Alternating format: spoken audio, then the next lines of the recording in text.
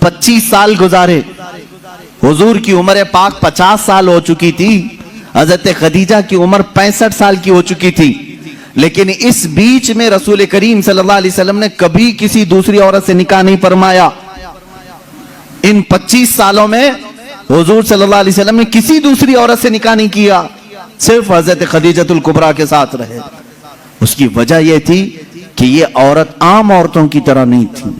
حضور صلی اللہ تعالی علیہ وسلم کی ایسی سپورٹر کہ رہتی دنیا تک ان کے احسانات پوری امت نہیں چکا سکتی, پوری امت نہیں چکا سکتی. حضور پاک صلی اللہ تعالی علیہ وسلم جب مدینہ طیبہ تشریف لائے, حضرت عائشہ نکاح میں آئی تھی. یہ بھی حدیث ہے حضرت عائشہ کی, کہتے ہیں ہر بات پر حضور صلی اللہ علیہ وسلم خدیجہ کا ذکر کرتے تھے. حضرت عائشہ کہتی ہیں کبھی مجھے غیرت آتی تھی اور میں کہتی تھی کہ صرف آپ کی ایک ہی بیوی ہے کیا حضرت خدیجہ؟ ہر بات میں آپ خدیجہ کا ہی ذکر کرتے. حضور صلی اللہ تعالی علیہ وسلم حضرت عائشہ سے کہتے ہیں عائشہ ہاں وہ اس بیوی کی طرح کوئی دنیا میں آ ہی نہیں سکتی, میں اس کا ذکر ہمیشہ خیر کے ساتھ کرتا رہوں گا.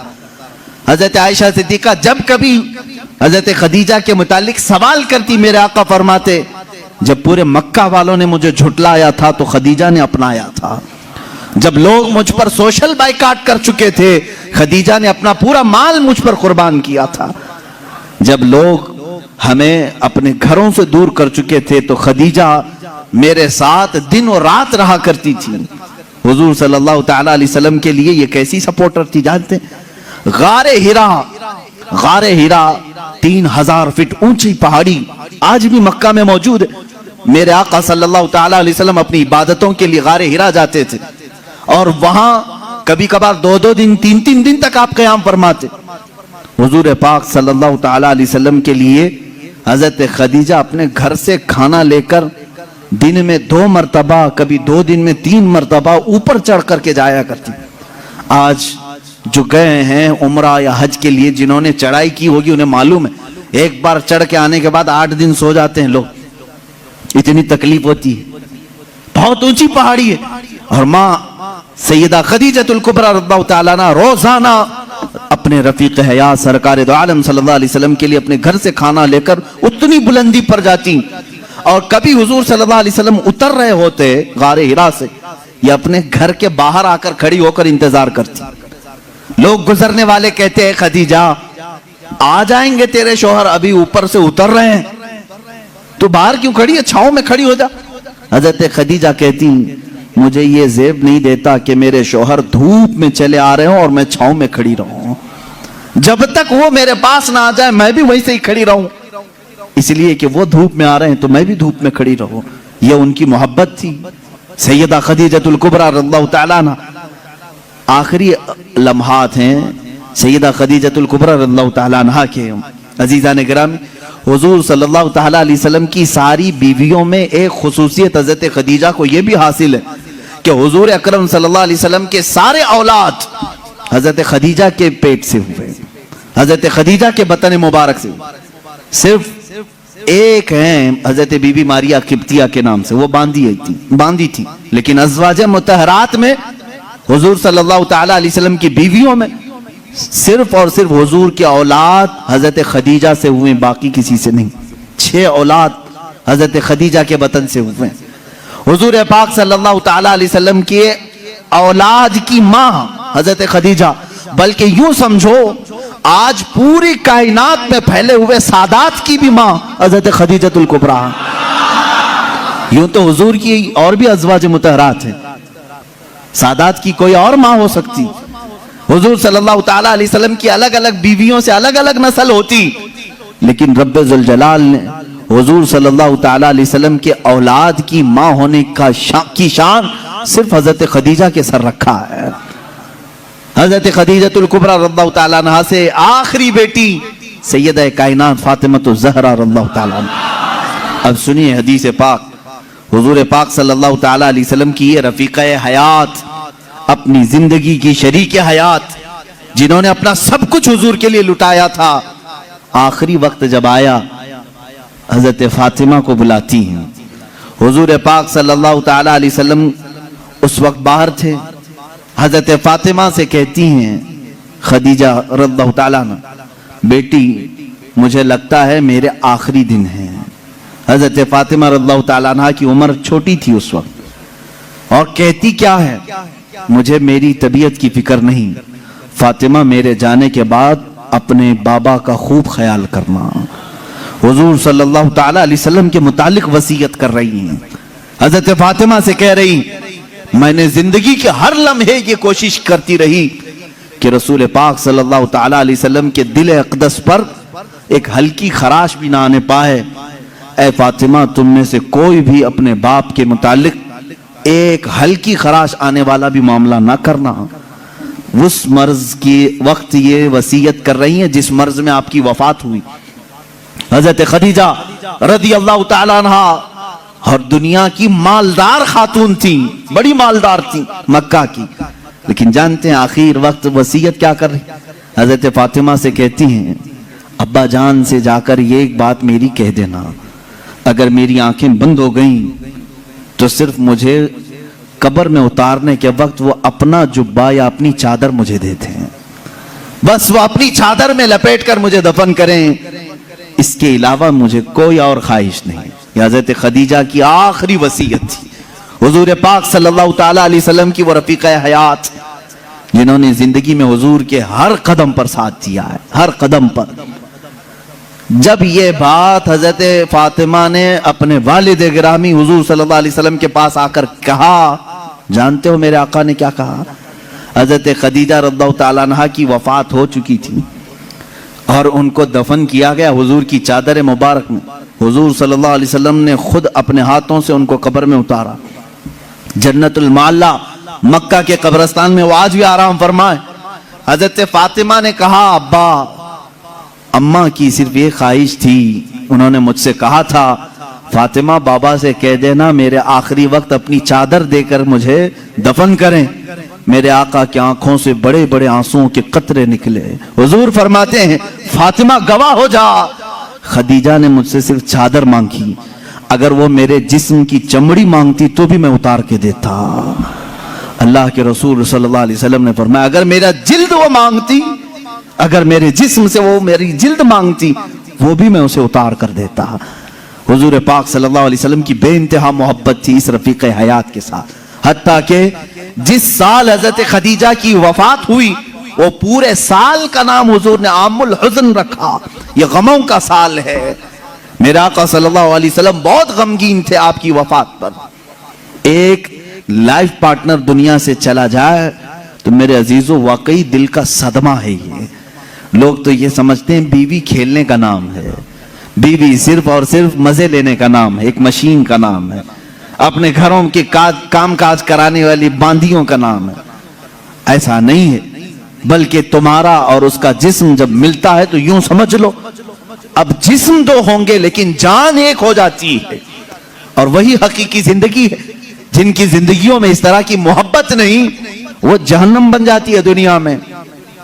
شوہر چھوٹی چھوٹی بات پر عورت کے پیچھے لگا ہوا ہے، عورت چھوٹی چھوٹی بات پر مرد کے سر پر چڑھی ہوئی ہے، کون سی خاک زندگی گزار رہے ہو؟ رسول پاک صلی اللہ تعالیٰ علیہ وسلم نے آسمانوں کی خبر دی، حضرت خدیجہ نے قبول کری۔ یہ اور بات ہے کہ وہ اللہ کے رسول تھے، ان کی ہر بات تسلیم کرنا ضروری، لیکن وہ ہمارے لیے نمونہ عمل بھی ہے۔ اللہ نے قرآن میں ہمارے لیے فرمایا، تمہارے لیے رسول کی زندگی سب سے بہترین نمونہ ہے، آئیڈیل ہے۔ عورتوں کو چاہیے کہ وہ ماں خدیجہ کے اخلاق کو سیکھیں، اپنے شوہر کے ساتھ کہاں کہاں کھڑا ہونا چاہیے، اور مردوں کو یہ چاہیے کہ اپنی بیویوں کی مواسات، ان کی غم کے متعلق ان کے حالات کی خبرگیری کیسے کیا جائے۔ جب بیمار ہو جائے عورت تو تمہارے اوپر یہ فرض ہے میرے عزیز کہ اس کی تیمارداری کرو۔ آج کتنی بری رسم ہے، کتنا برا رواج ہے، جیسے عورت بیمار ہو جائے اسے بھگا دیا جائے، جاؤ اماں کے پاس مائکے میں چلی جاؤ، جب ٹھیک ٹھاک ہونا تو آ جانا۔ تم نے اس سے جو قبل تو کہا تھا، نکاح میں قبول کیا تھا، کیا صرف اچھی اچھی چیزیں قبول کیا تھا؟ یہی حال اگر تمہارے ساتھ ہو جائے، نکاح کر لیا، 4 مہینے کے بعد تمہارا پیر سڑ گیا، کیا کرو گے؟ میرے عزیزو، زندگی میں دونوں قسم کے معاملات میں نے دیکھے۔ بعض وہ عورتیں ہیں جو اپنے مردوں کی معذوری کے زمانے میں بھی ان کے ساتھ لگی رہی اور وہ جنتی عورتیں ہیں، اور اسی طرح بعض وہ مرد ہیں جنہوں نے عورتوں کی بیماری میں بھی ان کا ساتھ دیا۔ میں جانتا ہوں ایسے معاملات، میرے سامنے ایک معاملہ ایسا آیا تھا جو دل دہلا دیتا ہے۔ میں اکثر بچوں سے کہا کرتا ہوں، یہ حقیقی واقعہ ہے میرے عزیز، چند سالوں پہلے کا حقیقی واقعہ۔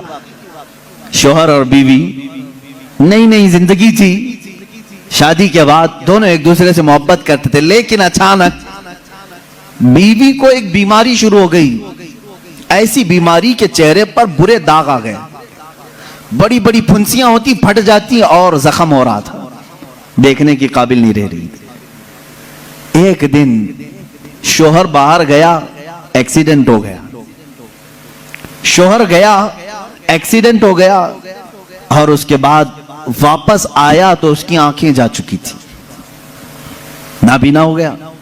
اس کو گھر لایا، خاتون اس کی تیمارداری کرتی رہی، عیادت کرتی رہی، صحیح ہو گیا لیکن پکڑ کر کے چلانا پڑتا تھا۔ لیکن بیوی کی بیماری ایسی تھی کہ دن بدن وہ گلتی جا رہی تھی، گھٹتی جا رہی تھی، اور وہ داغ بھی بڑھتے جا رہے تھے۔ لیکن اس کے لیے ایک خوشی یہ تھی کہ شوہر اسے دیکھ نہیں رہا ہے۔ عورتیں تو یہی چاہتی ہیں نا کہ اگر میری بدنما کوئی چیز ہو تو کم سے کم میرے مرد سے چھپی رہے۔ تو اسے ایک خوشی یہ تھی کہ شوہر دیکھ نہیں رہا ہے، آنکھیں جا چکی۔ اسی حالت میں اس کی تقریباً 2 سال یا 3 سال گزر گئے۔ 2-3 سال کے بعد عورت کو ڈاکٹروں نے کہا بھی تھا کہ یہ بڑے خطرناک مرض میں ہے، اس سے علاج مشکل ہے، اس کا علاج مشکل ہے۔ 3 سال یا قریب اتنے سالوں میں عورت کی وفات ہو گئی، عورت انتقال کر گئی، اور لوگوں نے جنازہ اٹھایا، دفن کیا۔ مرد جو تھا بڑا غمگین کہ ہاتھ پکڑ کر روزانہ اٹھاتی تھی، چلاتی تھی، پھراتی تھی، کھلاتی تھی، سب کچھ۔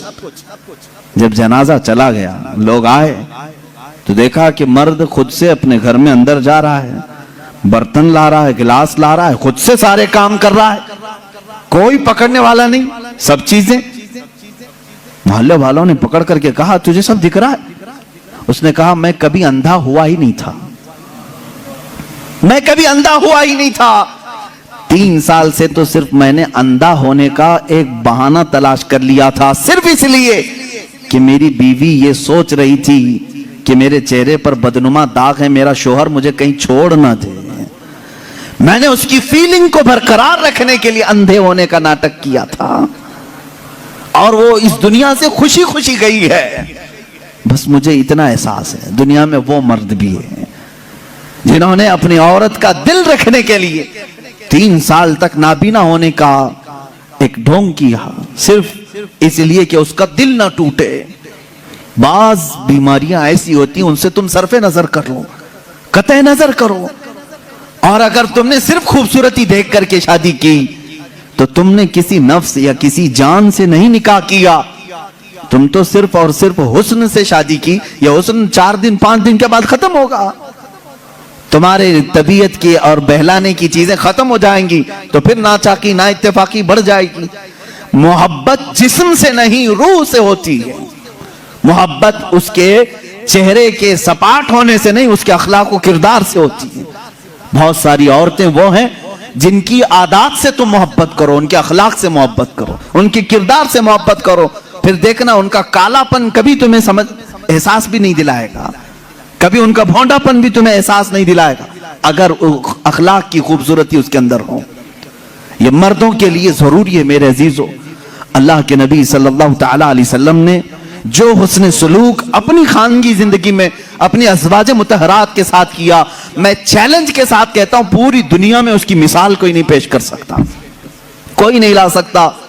رسول پاک صلی اللہ تعالی علیہ وسلم نے اپنی ہر زوجہ کے ساتھ جو حسن سلوک فرمایا، یہاں تک کہ اللہ تعالیٰ نے آیتیں نازل فرمائی قرآن میں ازواج مطہرات کے آداب کے لیے۔ وَإِذَا سَأَلْتُمُوهُنَّ مَتَاعًا فَاسْأَلُوهُنَّ مِنْ وَرَاءِ حِجَابٍ، اے لوگوں جب کبھی تم رسول کی بیویوں سے کوئی چیز مانگنے جاؤ گے، پردے کے پیچھے کھڑے رہنا، حضور کی عورتوں کے بالکل مقابل آنا جائز نہیں، جبکہ وہ پوری امت کی مائیں ہیں۔ قرآن کہتا ہے وہ امہاتکم، وہ تمہاری مائیں ہیں۔ اللہ تبارک و تعالیٰ نے مومنین کی مائیں انہیں بنایا ہے۔ عزیزان گرامی وقار، رسول کریم صلی اللہ تعالیٰ علیہ وسلم کی یہ ازدواجی زندگی تھی۔